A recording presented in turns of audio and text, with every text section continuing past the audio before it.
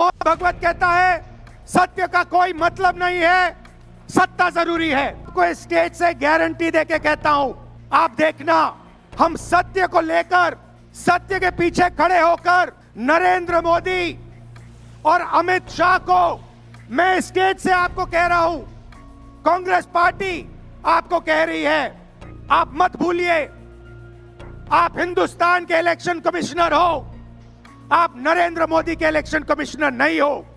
और हम आपको साफ कह रहे हैं, ये जो कानून बना है आपकी रक्षा करने के लिए कानून बना है, इस कानून को हम बदलेंगे, रेट्रोएक्टिवली बदलेंगे और आपके खिलाफ एक्शन लेंगे। अब मोहन भागवत का बयान सुनिए। विश्व सत्य को नहीं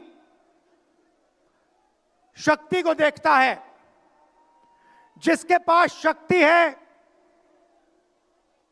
उसे माना जाता है। यह मोहन भागवत की सोच है, यह विचारधारा आरएसएस की है। हमारी विचारधारा, हिंदुस्तान की विचारधारा, हिंदू धर्म की विचारधारा, दुनिया के हर धर्म की विचारधारा कहती है कि सत्य सबसे जरूरी है। और भगवत कहता है सत्य का कोई मतलब नहीं है, सत्ता जरूरी है। इस बात की लड़ाई हो रही है हिंदुस्तान में। भाइयों और बहनों, सत्य और असत्य के बीच में लड़ाई हो रही है। और मैं आपको इस स्टेज से गारंटी देके कहता हूं, आप देखना हम सत्य को लेकर, सत्य के पीछे खड़े होकर नरेंद्र मोदी और अमित शाह को, आरएसएस की सरकार को हिंदुस्तान से हटाएंगे।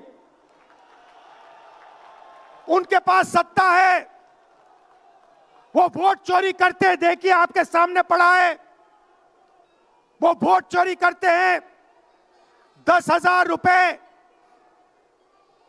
चुनाव के समय, चुनाव हो रहा है, 10,000 रुपए वो देते हैं। उनके इलेक्शन कमिश्नर हैं, जिनके नाम अभी प्रियंका जी ने लिए, मैं भी ले लेता हूं। नहीं है,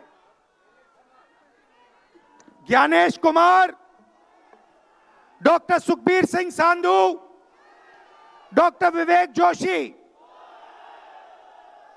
याद रखिए, याद रखिए, ज्ञानेश कुमार, सुखबीर सिंह सांधू, विवेक जोशी। ये जो सत्य और असत्य की लड़ाई हो रही है, इलेक्शन कमीशन बीजेपी के सरकार के साथ मिलकर काम कर रहा है। और इनको जितनी भी इम्यूनिटी देनी है दे दो। नरेंद्र मोदी जी ने इलेक्शन कमिश्नर्स के लिए कानून बदला, नया कानून लाए, कहा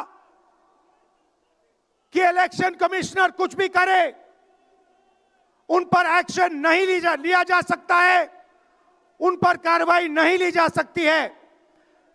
मैं स्टेज से आपको कह रहा हूं, कांग्रेस पार्टी आपको कह रही है,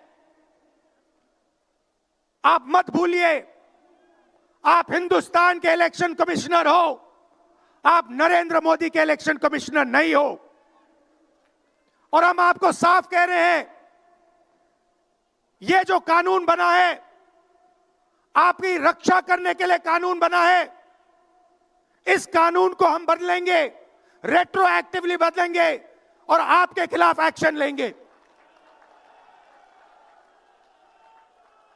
क्योंकि हम सच्चाई की लड़ाई लड़ रहे हैं और आप असत्य के साथ खड़े हो। भाइयों और बहनों, हरियाणा से यहां लोग आए हैं, हाथ दिखाइए। ये देखिए हरियाणा से आए हैं। इनके हाथों से चुनाव चोरी किया गया है। ब्राजील